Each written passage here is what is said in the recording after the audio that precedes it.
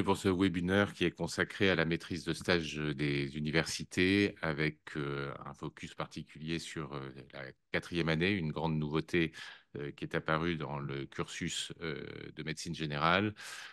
C'est quoi être MSU? Pourquoi le devenir? Quelles modalités pratiques pour devenir MSU? Tels sont les sujets que nous allons aborder aujourd'hui avec différents intervenants. Le professeur Jean-Philippe Joseph, vous êtes directeur du département de médecine générale à l'Université de Bordeaux. Bonjour. Bonjour. En visio, le docteur Didier Simon, médecin généraliste à Mont-de-Marsan et élu de l'URPS médecin. Bonjour, docteur. Bonjour. Le docteur Claire Cadix, médecin généraliste dans le 64 à Gers et également élu de l'URPS médecin. Bonjour à tous. Docteur Christophe Jouet, vous êtes généraliste également dans les Pyrénées-Atlantiques. Vous nous faites le plaisir d'être parmi nous aujourd'hui pour témoigner. Bonjour. Bonjour à tous. Docteur Léa Sève de Corrèze. Vous êtes loin, mais en visio. Bonjour à tous. Et docteur Emmanuel Proton, généraliste dans Gironde, au Tech. Mais vous êtes également maître de conférence au département de médecine générale de Bordeaux. Bonjour. Bonjour. Merci à tous d'être là. Je vous rappelle que l'objectif de ces webinaires est de pouvoir échanger rapidement avec vous, avec un maximum d'intervenants. Vous pouvez, tout au fil de ce webinaire, poser vos questions en utilisant le bouton Q et R, questions-réponses de votre application. On va prendre vos questions au fur et à mesure, les collecter et y répondre en deuxième partie de session. On démarre tout de suite donc par des témoignages. Pourquoi les uns et les autres, vous êtes tous maîtres de stage des universités? Pourquoi vous l'êtes devenus? Qu'est-ce que ça vous apporte dans vos codes quotidiens? Quels sont les messages que vous souhaitez passer à vos consoeurs et confrères? On commence par vous, docteur Claire Cadix. Alors, pourquoi je suis devenue MSU? Je suis maître de stage des universités depuis 2013, à la demande de mes confrères qui étaient déjà maîtres de stage. Je me suis beaucoup posé de questions avant d'accepter de devenir maître de stage. Quelle est ma légitimité en tant que praticien justement de former des internes? Et puis, du fait de l'éloignement de mon cabinet médical qui a plus d'une demi-heure de Pau, en me disant, mais ça fait loin pour des internes, est-ce que ils voudront venir chez moi? Donc, j'ai été rassurée pour ces deux questions et donc je me suis formée. Et en fait, c'est surtout pour pouvoir en fait permettre aux internes de voir la médecine hors que par le prisme de l'hôpital. Si on veut qu'ils viennent s'installer, il faut qu'ils sachent ce qu'est la médecine générale, ce qu'est la médecine de ville, comment on travaille dans nos cabinets. C'est complètement différent de ce qu'ils voient à l'hôpital, mais il faut leur permettre de pouvoir voir cela. Donc, c'est essentiellement dans un but militant que j'ai passé le pas et que je suis devenue maître de stage des universités et je ne le regrette pas. Merci. Donc, docteur Didier Simon, il y a toute une dimension clinique au-delà de la formation à l'exercice libéral qu'apporte cette dimension d'être maître de stage. Pourquoi on devient MSU? Moi, j'allais dire, c'est une vocation. Quand j'étais interne, j'ai eu la chance de pouvoir être reçu par un médecin généraliste qui exerçait en milieu rural à l'époque où ce n'était pas institutionnalisé. Et il m'a fait découvrir vraiment la médecine générale. Et c'était vraiment un souvenir extraordinaire. Et je suis devenu donc en 97 maître de stage parce que c'était pour moi une volonté, une nécessité et une évidence. Et d'autant plus que j'étais en exercice isolé à l'époque. Après, début des années 2000, nous nous sommes regroupés avec d'ailleurs une ancienne stagiaire que j'ai eue comme interne. Et nous avons créé une MSP à 4 médecins. Nous sommes 4 aujourd'hui maîtres de stage, aujourd'hui avec 2 infirmières. Et vraiment, c'est un lieu d'échange, c'est une dynamique, c'est un partage, c'est des souvenirs, c'est c'est vraiment, enfin, ça nous sort la tête du guidon, quoi. Hein. Beaucoup de nos confrères se plaignent d'avoir la tête dans le guidon. Et bien là, vous levez la tête et vous regardez autour de vous et vous partagez et, les bons moments, les mauvais moments. Vous faites des échanges et les échanges sont dans les deux sens. Les internes nous apportent beaucoup. Nous, on espère qu'on leur apporte des choses, mais avec le recul, on a des accusés-réceptions. C'est comme quand on élève les enfants, on a des accusés-réceptions des années plus tard. Et quand je vois mes anciens internes qui sont déjà installés, on évoque ces périodes-là et les retours sont la plupart du temps très très positifs et ça fait plaisir. Voilà, donc c'est que du plaisir au final. Alors, du plaisir avec cette logique de transmission. Vous évoquiez souvent le fait aussi de pouvoir transmettre la réalité de la gestion d'une consultation en cabinet libéral, de toute la problématique des actes multiples ou des demandes multiples des patients. C'est aussi voilà, apprendre ce quotidien, savoir gérer une patientèle, savoir gérer un cabinet. Docteur Didier Simon, pardon, je pense que C'est la question était à adresser. Ah ben bien entendu, hein, c'est une remise en question permanente déjà pour le maître de stage, parce qu'on doit quand même se mettre en question dans tout ce que l'on fait, dans tout ce que l'on dit, dans la pédagogie qu'on veut mettre en œuvre, dans les objectifs qu'on souhaite atteindre, et objectifs partagés d'ailleurs, qu'on doit partager avec l'interne quand il arrive pour une période de 6 mois. Ça permet effectivement de transmettre non seulement l'exercice clinique, mais aussi la gestion du quotidien, la gestion d'un cabinet, la comptabilité, qui va payer les factures d'électricité dans un cabinet, qui va s'occuper de dépanner ce que les autres ne veulent pas dépanner. Des petits détails comme ça qui montrent que c'est une logique collective hein, qu'il faut avoir et que si ça se fait en harmonie, c'est vraiment un exercice qui se fera tout au long de sa carrière avec plaisir et c'est ce qui se passe chez nous actuellement. merci de ces éléments. Docteur Léa Sève, en Corrèze, est-ce que c'est différent d'être maître de stage et qu'est-ce que Non, vous en retirez au quotidien? non, c'est exactement la même chose et je pense que quel que soit l'endroit, les étudiants nous apportent à peu près à tous la même chose en fonction de leur niveau et c'est vrai qu'il y a une remise en question, il y a un partage qui est hyper important et c'est stimulant d'avoir des étudiants avec soi pour que ce soit vis-à-vis du patient, mais même à titre personnel pour nous-mêmes, on est stimulé par cette présence et on évolue avec eux au fur et à mesure. On a vraiment quelque chose, c'est un échange qui se fait à chaque nouvel étudiant et on grandit aussi à chaque fois. Alors professionnellement, on améliore nos pratiques, on améliore nos pratiques. Il y a des questions qui sont posées. Le pourquoi vous faites ça, c'est quelque chose qu'on se pose peu et qui nous apporte beaucoup indirectement. Et puis après, malgré tout, ça nous apporte aussi, enfin moi je le vois au sein de notre cabinet, on est 3 médecins d'une trentaine d'années, on s'est tous installés parce que c'était notre lieu de maître de stage. C'était le lieu où on a fait nos stages tous les trois. On a recruté un collaborateur qui a été aussi en stage chez nous. C'est faire découvrir nos lieux d'exercice qui sont souvent, alors moi pour le coup, je suis à plus d'1 heure du CHU. Alors il y a des internats autour, mais on a des zones qui sont rurales, qui sont assez isolées. Et c'est vraiment faire découvrir cette activité qui est encore une activité différente de celle qu'on a en ville et que les étudiants connaissent assez peu.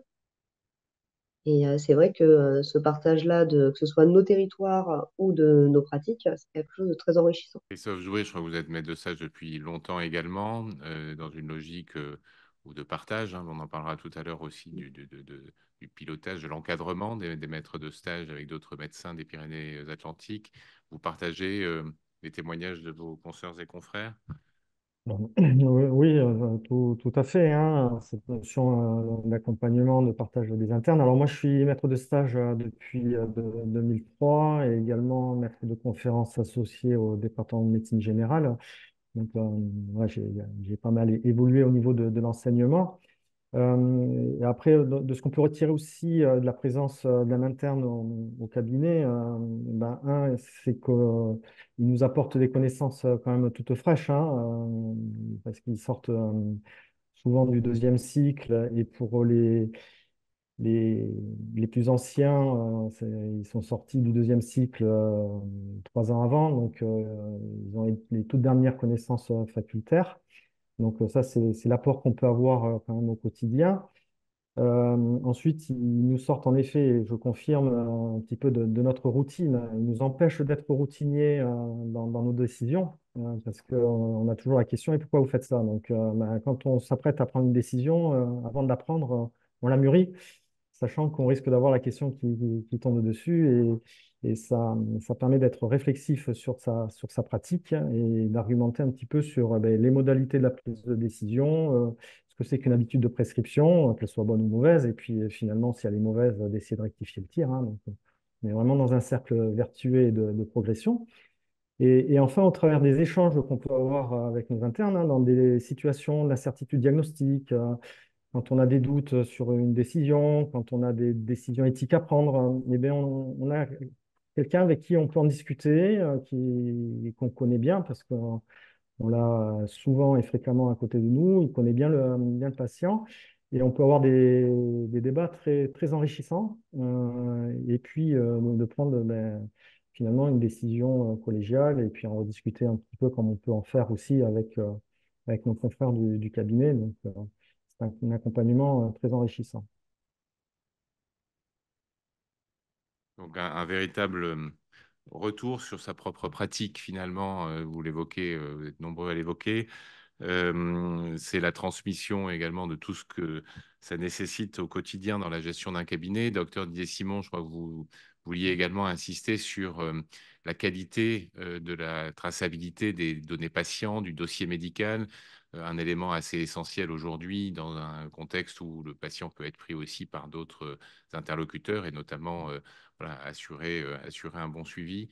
Ce sont des Ah, choses qui sont, qu'on j'allais dire, souhaite. c'est complètement indispensable. Et aujourd'hui, avec l'informatisation des cabinets médicaux, dans une structure comme la nôtre où il y a 4 médecins, 2 ou 3 internes, 2 infirmières, le dossier médical, pour moi, c'est une obsession. Il doit être parfaitement tenu, complètement identifié pour ceux qui consultent, avec une traçabilité des éléments qui sont rentrés dans le dossier.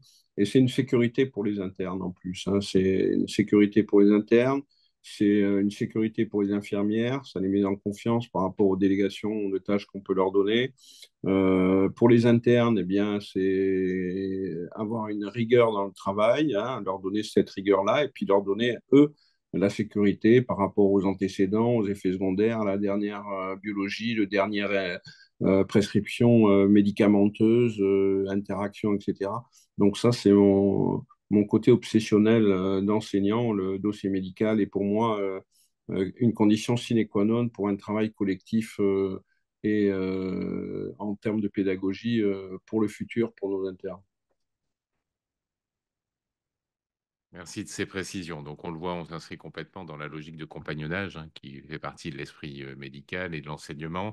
Donc, du coup, je me tourne vers vous, professeur Jean-Philippe Joseph. Vous également, vous êtes MSU depuis 30 ans, si je ne dis pas de bêtises, et responsable donc, du DMG de Bordeaux. Donc, vous aussi, je suppose que vous avez un retour d'expérience intéressant à évoquer. Et puis derrière, on va parler des différents types de stagiaires, mais quel est le témoignage que vous en faites également? Alors tout à fait, je suis maître de stage depuis maintenant 1998, donc un certain nombre d'années, et également je partage complètement les témoignages de mes collègues, hein, l'enrichissement que ça a pu me procurer à titre personnel, et j'espère aussi l'enrichissement que j'ai pu faire pour les étudiants qui ont été en stage chez moi. Mais pas que, donc, du coup, pour l'ensemble des étudiants qui maintenant sont obligés de passer chez des maîtres de stage, donc en stage ambulatoire. Et certains étudiants, même aujourd'hui, passent plus de temps en stage ambulatoire qu'en stage hospitalier. C'est donc un changement important dans la formation. Alors, est-ce que vous pouvez justement aborder les différents types de stages qui existent en fonction des années, de l'avancement des études? Alors, il y a tout d'abord deux types de stages très différents. Il y a le stage où on accueille un externe et le stage où on accueille un interne. Le stage où on accueille un externe, évidemment, on a une pédagogie qui va être sûrement complètement différente de celle des internes, puisqu'on va étudier, on va mettre les étudiants en observation, mais également un peu en pratique, hein, notamment en pratique, la pratique de l'examen clinique et éventuellement la pratique du dossier médical. Et il faut leur montrer aussi comment fonctionne une structure de soins ambulatoires. Ensuite, pour ce qui concerne les internes, la formation en 2023, elle comporte maintenant 4 années. Ces 4 années sont réparties de la manière suivante. En première année, il y a ce qu'on appelle la phase socle. Il y aura 6 mois de stage en stage chez le praticien, donc chez le médecin généraliste.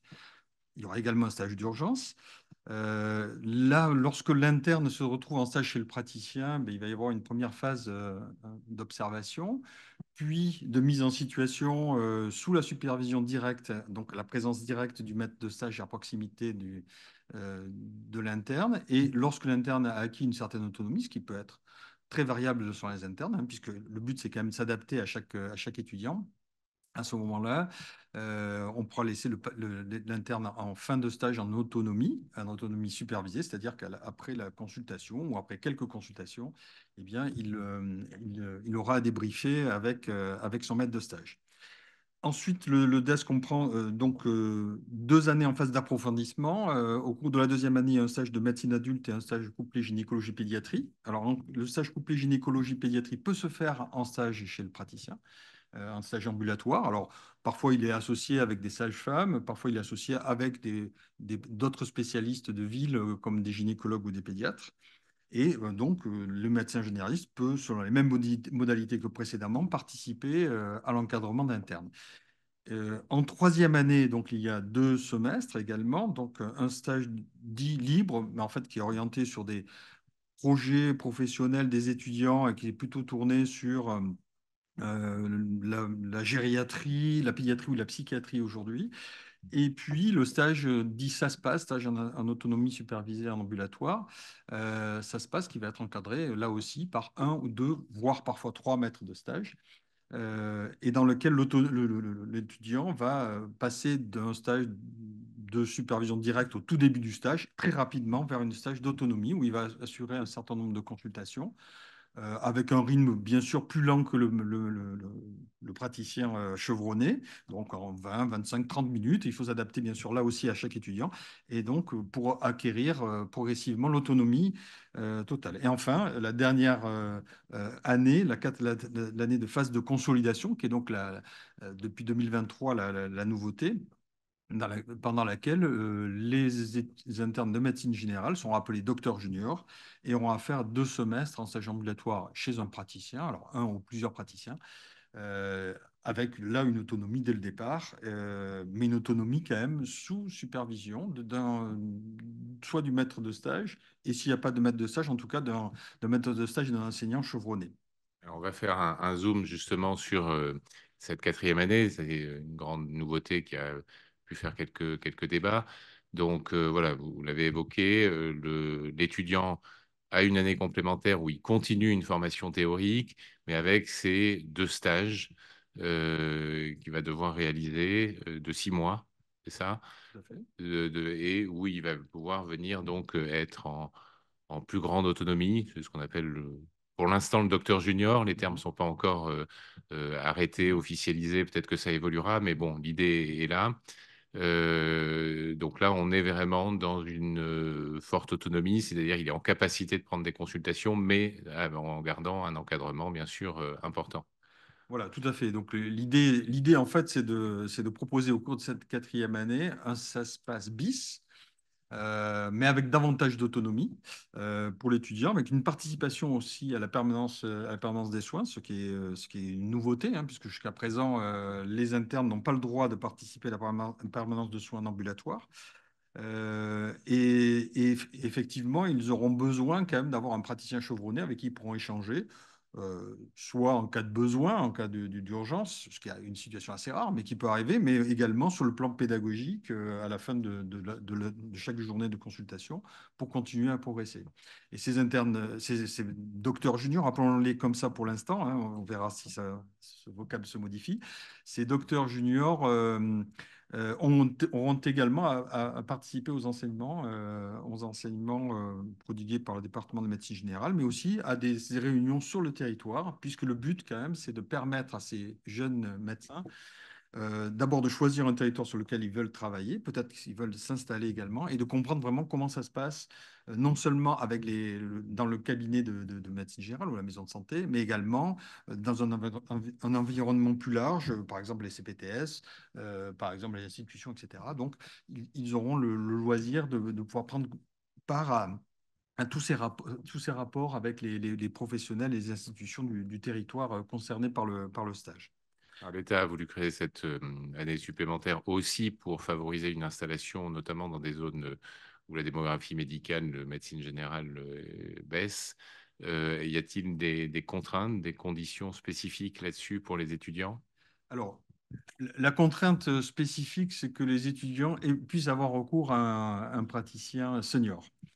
Après, le praticien senior n'est pas obligé stricto sensu d'être présent, mais il doit être disponible à la demande et il doit y avoir également, comme je le disais, un maître de stage qui s'occupe du plan pédagogique. Alors, si le maître de stage est déjà agréé, il n'y a pas de problème, il peut assurer cette double tâche. Si le praticien n'est pas agréé, il pourra assumer la partie de seniorisation et un maître de stage à distance pourra faire la supervision à distance.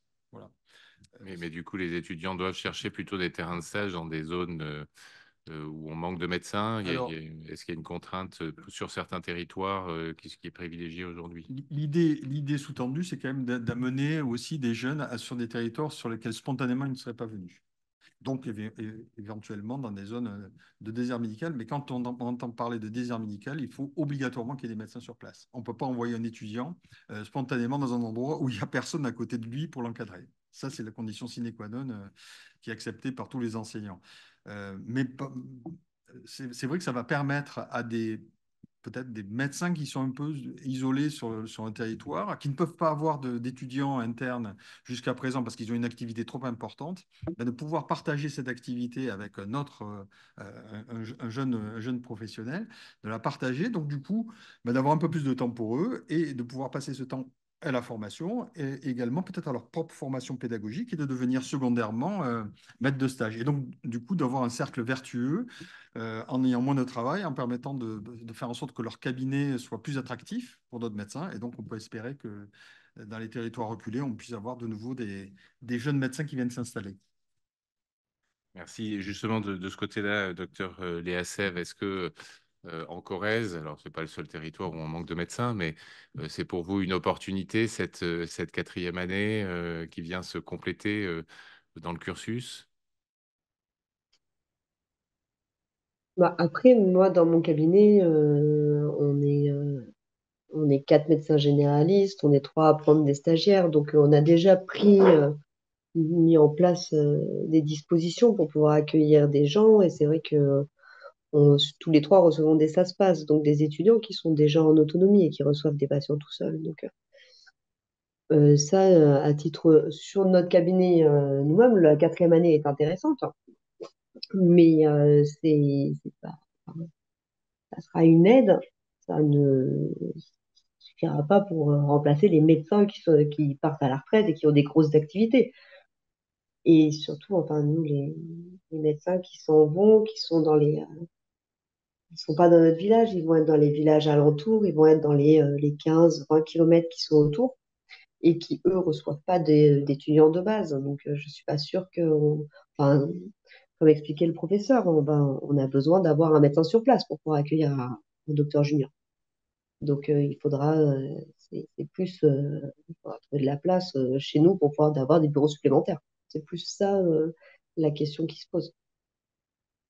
Alors, ça fait justement la transition avec le point suivant. Je reviens vers vous, professeur Joseph. Du coup, différentes possibilités ont été envisagées pour pouvoir accueillir ces internes? Parce que est-ce que j'ai de la place? Je veux bien l'être, mais j'ai pas forcément de place. Ou j'accueille déjà des étudiants, donc c'est un petit peu compliqué. Et là, il y a plusieurs modalités possibles. Est-ce que vous pouvez nous les exposer? Je crois qu'il y en a trois. Oui, alors il y a plusieurs modalités possibles qui peuvent être envisagées. Alors, on en a cité trois, il y en a peut-être d'autres, hein, parce que effectivement, la confrontation avec le terrain va faire peut-être émerger d'autres situations.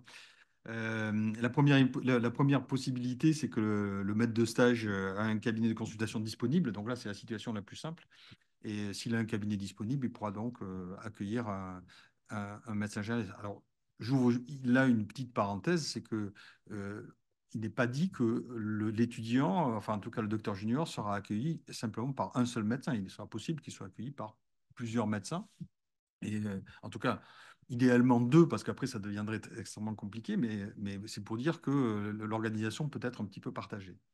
Ensuite, la deuxième possibilité, c'est que justement, un ou deux maîtres de stage puissent accueillir. Alors, un ou deux maîtres de stage ou un ou deux praticiens également puissent accueillir donc ce docteur junior. Et la troisième possibilité, c'est que là, manque de chance, il n'y a pas de locaux disponibles. Et là, on est un petit peu dans l'embarras. Donc peut-être que là, on va être mené à faire appel à un confrère qui, lui, ne pourrait pas accueillir, comme je le disais tout à l'heure, un interne et qui pourra, lui, accueillir ce docteur junior, moyennant l'aide de ses confrères qui sont eux maîtres de stage à proximité. Alors, la problématique des locaux était une problématique un peu particulière. Peut-être qu'aussi, il y avait une quatrième hypothèse, qui a été évoquée par certains de nos collègues maîtres de stage, qui ont proposé de se déplacer eux-mêmes dans un lieu où il y a un cabinet ouvert, mais sans médecin, comme ça existe dans certains milieux ruraux, et que l'interne ou le docteur junior, lui, reste dans le cabinet de ce maître de stage, ce qui est une autre éventualité possible. Mais il est possible aussi d'envisager d'autres solutions. Alors très concrètement également, on continue sur ces logiques d'accueil, c'est la rémunération, donc les honoraires qu'ils ont fait par un médecin, un docteur junior qui est plus autonome, qui peut donc prendre en charge un certain nombre de patients, donc une capacité aussi à être une force complémentaire au sein du cabinet.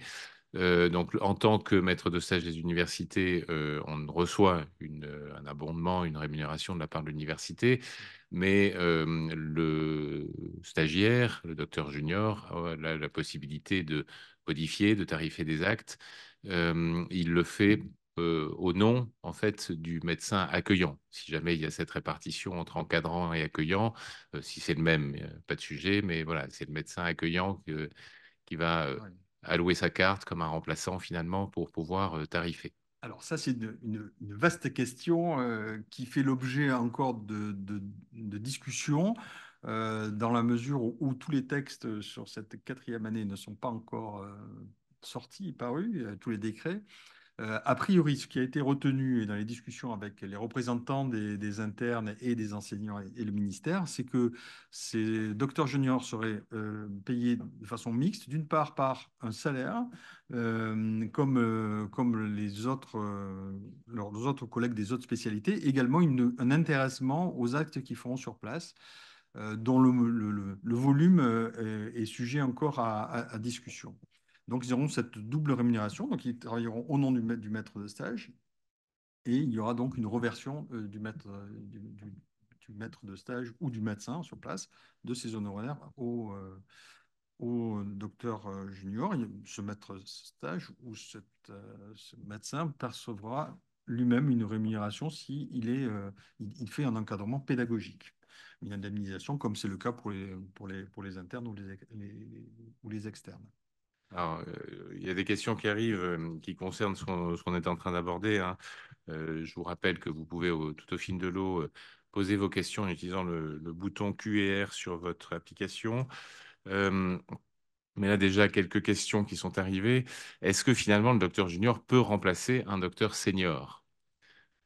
Alors, il ne sera pas dans une situation de remplacement, mais effectivement, il sera dans cette situation-là. Officiellement, il n'est pas remplaçant, mais je rappelle d'ailleurs que dans le cadre des internes, les internes ne peuvent pas remplacer ni leur maître de stage, ni les médecins de la même structure.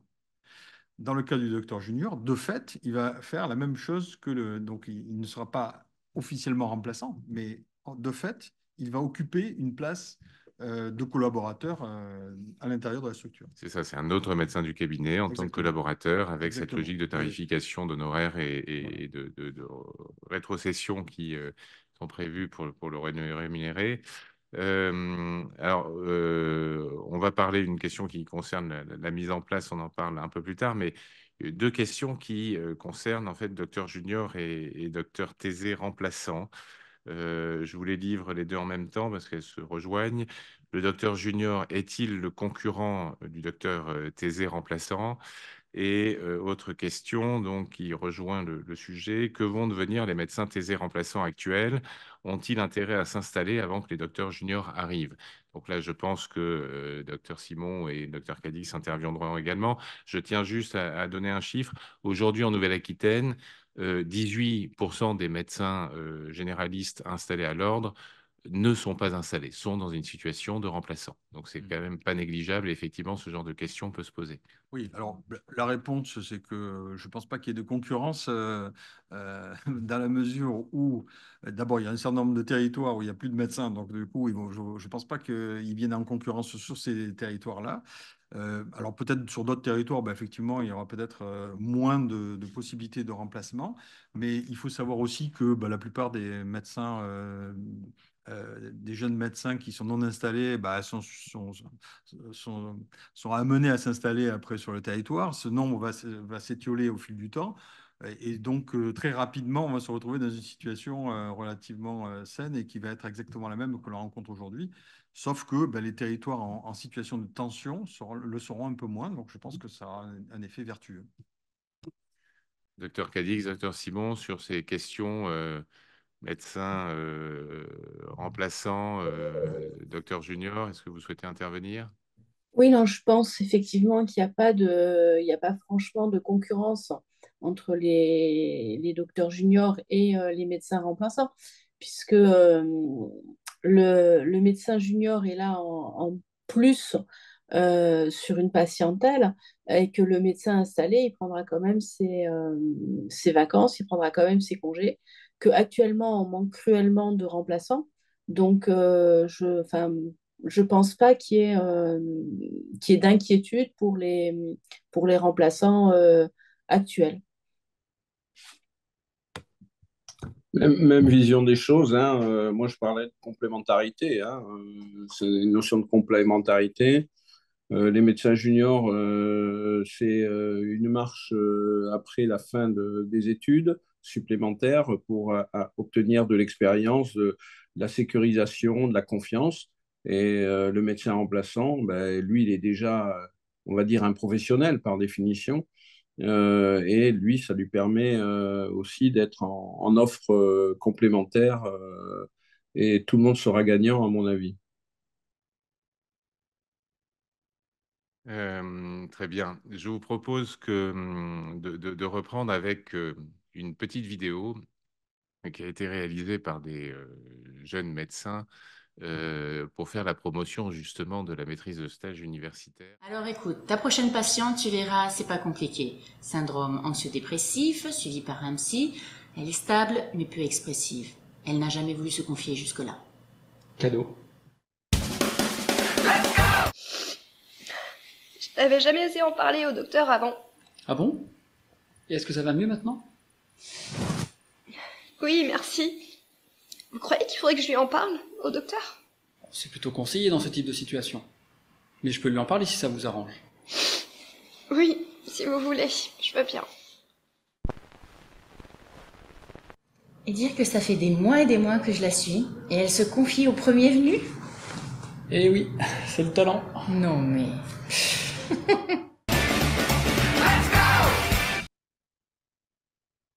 Voilà, donc des petites vidéos, des petites séquences qui ont été réalisées, que vous pouvez retrouver sur le site www.médecinmsu.fr, réalisées par des jeunes qui appellent justement un peu à l'aide pour pouvoir stimuler chez les médecins installés le fait de devenir maître de stage parce que on va avoir de plus en plus d'étudiants. Hein. Enfin, dirons-nous, le numerus clausus a sauté.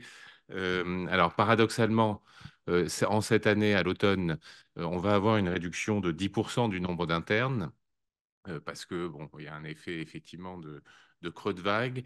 On pourra en reparler si vous le souhaitez, mais à partir de l'année 2025, donc l'automne 2025, on estime à peu près une augmentation du nombre de stages d'internes à 20%, plus 20%, et les docteurs juniors donc, qui vont arriver dans ce cadre de maîtrise de stage auprès des MSU de la région à compter d'octobre 2026. Donc, à la question qui était tout à l'heure posée, quand est-ce que ça va se mettre en place? Donc, la rentrée, les étudiants concernés par ce nouveau cursus en 4 ans d'internat est également aujourd'hui démarrer et arriveront sur le marché, entre guillemets, à partir de l'automne 2026. Donc, on a le temps de s'y préparer, mais vraiment un appel à pouvoir renforcer cet encadrement de jeunes dans cette démarche de compagnonnage, de stimulation à l'installation et surtout d'aide à la formation, effectivement, des médecins. Et pour ça, donc, le département de médecine générale et les collèges de généralistes enseignants sont à votre disposition pour pouvoir vous aider. Je me tourne vers vous, docteur Proton, Emmanuel Proton. Dites-nous en quoi ça consiste aujourd'hui.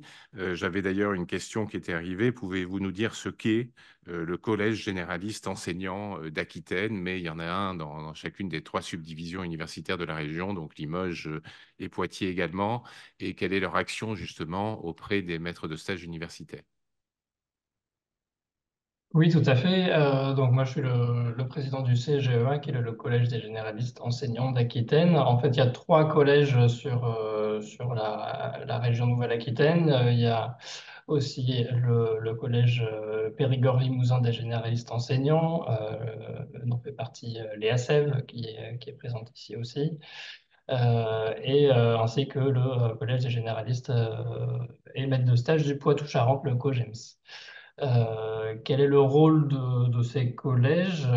C'est à côté des universités, donc les universités qui vont s'occuper plutôt du dossier d'agrément, du côté administratif, des maquettes de stage. Nous, les collèges, on est des associations de loi 1901 et on regroupe tous les maîtres de stage d'un territoire. Et notre mission, c'est d'assurer la formation initiale et la formation continue des maîtres de stage du territoire, aussi de développer la recherche sur le territoire et puis d'organiser des moments de convivialité, que ce soit au niveau très local par des réunions entre maîtres de stage dans les départements et sur les CPTS.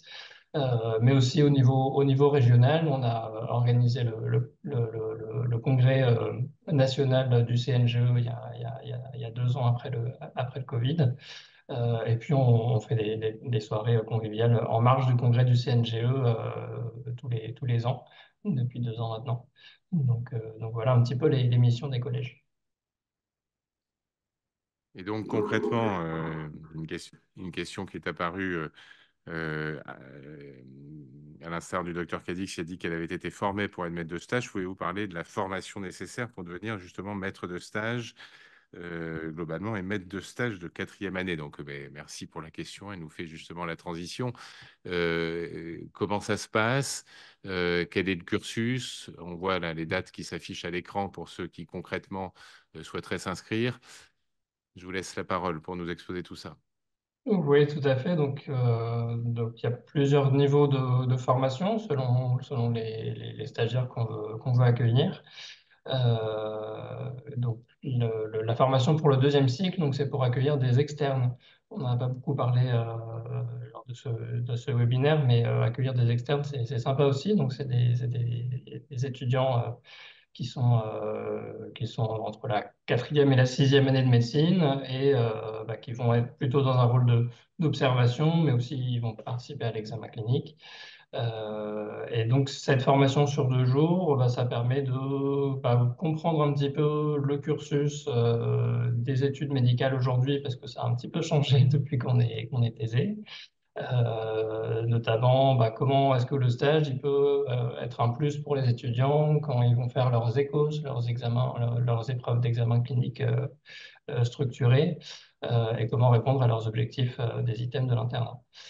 Et puis à côté de ça, on a les formations pour le 3e cycle qui sont sur 3 jours et qui permettent d'apprendre à assurer une supervision de qualité, que ce soit une supervision directe, donc quand on est à côté de l'interne en consultation, ou la supervision indirecte, donc quand on fait des rétroactions à la fin de la journée pour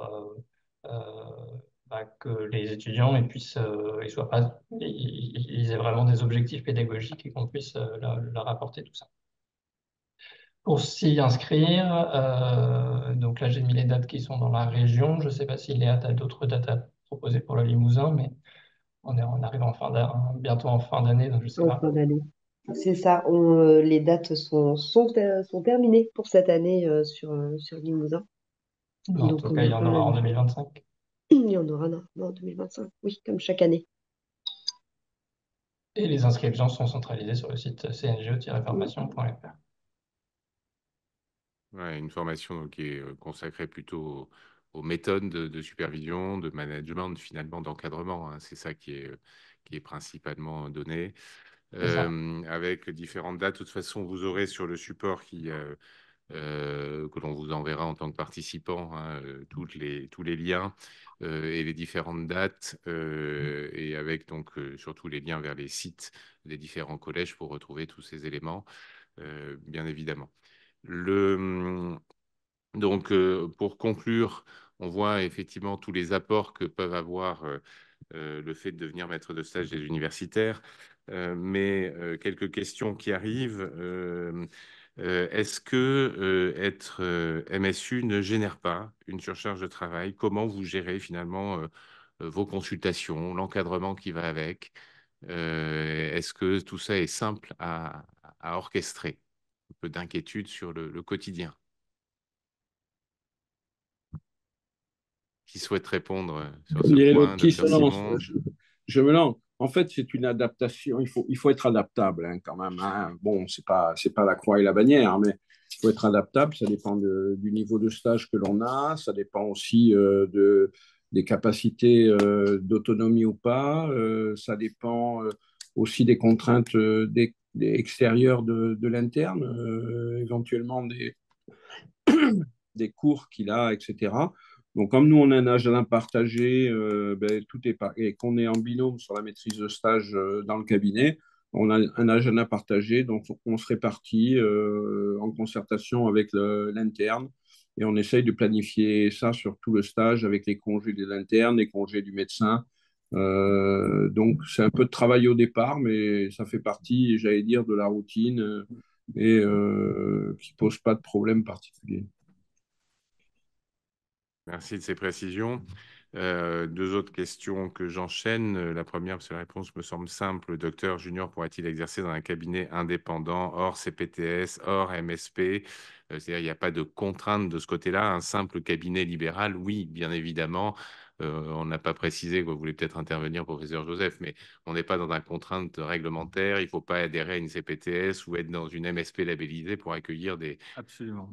Absolument, ça va être ouvert et effectivement l'idée c'est d'être après dans un cercle vertueux, c'est-à-dire d'amener aussi des médecins qui sont un peu loin, non formés, etc., à aller vers la formation et à trouver de l'intérêt, non seulement pour avoir des docteurs juniors, mais peut-être aussi d'avoir des internes, voire pourquoi pas des externes, parce que maintenant les externes ne restent pas tous sur Bordeaux ou sur Bordeaux, sur Limoges ou sur Poitiers, ils peuvent maintenant aller hors des grandes villes et donc ça c'est quand même important. Autre question, en tant que médecin exercice particulier, puis-je accueillir des docteurs juniors? Et si oui, est-ce intéressant pour le docteur junior, médecin exercice particulier, enfant, adolescent, sport, en l'occurrence là? Alors, tout dépend de l'exercice particulier pour la formation et tout dépend aussi de la place de cet exercice particulier dans l'activité globale du médecin. Je pense que là, il n'y a pas de réponse absolue là-dessus. effectivement, il y a certains exercices particuliers qui peuvent être un peu rédhibitoires si on fait par exemple que de l'expertise médicale. Je pense que ça ne peut pas être possible. Voilà. Mais je pourrais citer d'autres exemples, bien sûr, vous l'imaginez. Mais en fait, je pense que c'est chaque cas d'espèce. Et quand il y a d'avoir un exercice particulier peut apporter un enrichissement et un intérêt pour l'interne, mais tout dépend de la proportion et du type d'exercice particulier. Alors, si on a des questions particulières, il y a une focus, on a vu juste avant dans les adresses mail, hein, vous aviez indiqué, vous aurez donc dans le support tous les points d'entrée, points de contact. Voilà, un médecin qui est intéressé, mais qui peut se poser deux, trois questions sur la démarche à suivre, sur est-ce que je corresponds bien aux critères, etc. En fait, la première démarche, ça consiste à déposer un dossier, donc on arrive à qualifier assez ça rapidement. Voilà. Faut déposer un dossier. Alors pour l'instant, très clairement, c'est un peu tôt, hein, donc il faut simplement se préparer à cette éventualité. Ça sera dans le courant de l'année, la fin de l'année 2025. Je ne pense pas avant pour ces dossiers-là, mais en tout cas, on peut répondre déjà aux questions pour savoir qu'est-ce qui est demandé, parce qu'il y a la problématique de l'accueil dans un cabinet, il y a aussi le logement qui peut être aussi un problème et qui est largement discuté à l'heure actuelle avec notamment les communautés de communes, et le conseil régional, etc., et éventuellement à certains hôpitaux. Donc tout ça, c'est en discussion avec l'URPS. Enfin, on est en train de discuter de tout ça. Voilà, donc, mais les questions, on est bien sûr à votre disposition pour y répondre autant qu'on peut le faire aujourd'hui avec ce que l'on sait. Un peu plus, puisqu'on était sur les docteurs juniors, vous l'avez évoqué tout à l'heure, mais on peut le redire. Il y a la formation évoquée par Emmanuel Breton tout à l'heure, et il a levé la main, donc il va compléter peut-être les propos et répondre à la question, mais de dire il y a la formation classique pour les 3 premières années qu'on évoquait, quoi, l'externat et les années 1 et 3 qu'on évoquait, les différents niveaux, mais on peut aussi, hein, et vous ouvrez l'accueil en tant que maître de stage à l'université uniquement déjà pour démarrer sur le docteur junior, de manière à pouvoir aussi favoriser cette orientation-là. Docteur Proton. Oui, c'est ça. Si on veut accueillir des étudiants, on n'est pas obligé d'attendre 2026 et qu'il y ait des docteurs juniors, hein. On peut déjà se former pour accueillir des externes déjà, et puis des internes aussi. Et puis voilà, il y a aussi une suite logique. On peut aussi accueillir à la fois d'abord un externe et puis ensuite soit un SASPES, soit un interne, soit un docteur junior. Donc voilà, toutes les configurations sont possibles. Vous vouliez intervenir sur un autre sujet par rapport aux questions qui étaient posées tout à l'heure sur l'exercice particulier ou autre? Non, pas forcément. Mais je crois que pour l'instant, il n'y a pas d'autres questions qui sont apparues. Voilà. Donc, maître de stage universitaire, des universités, pardon, un réel plus en fait dans la pratique du quotidien. C'est ce que les uns et les autres vous venez de dire. C'est aussi une force complémentaire pour le cabinet avec ce docteur junior qui arrive. L'occasion de faire découvrir vos environnements, l'exercice en libéral, la vraie vie du cabinet et avec les patients, et bien sûr toute la pratique clinique. C'est ça l'essentiel en gagnant progressivement en autonomie. Donc, pour répondre à l'ensemble de ces éléments, à vos questions, vous avez sur le support qui vous sera envoyé où vous pourrez télécharger ainsi que revoir ou diffuser le replay qui sera mis à disposition dans les prochains jours sur notre site internet, comme d'habitude, les adresses des différents collèges des 3 universités de la région Nouvelle-Aquitaine, Bordeaux, Limoges et Poitiers, et pouvoir venir répondre véritablement à la demande d'accueil de ces jeunes qui ont besoin de vous pour pouvoir se mettre le pied à l'étrier. C'est un élément essentiel, une fois de plus, de la logique du compagnonnage médical, et pouvoir vous-même enrichir votre pratique au quotidien. L'un d'entre vous disait ça améliore aussi ma qualité de vie au travail, et ça fait partie finalement de ce contexte donnant-donnant, où les deux, pour reprendre des termes qui étaient évoqués aussi tout à l'heure, c'est un apport pour les deux, pour celui qui apprend et celui qui transmet, celui qui encadre. Y a-t-il une dernière intervention qui est souhaitée par les uns ou l'autre? Rejoignez-vous, Écoutez, c'est chouette.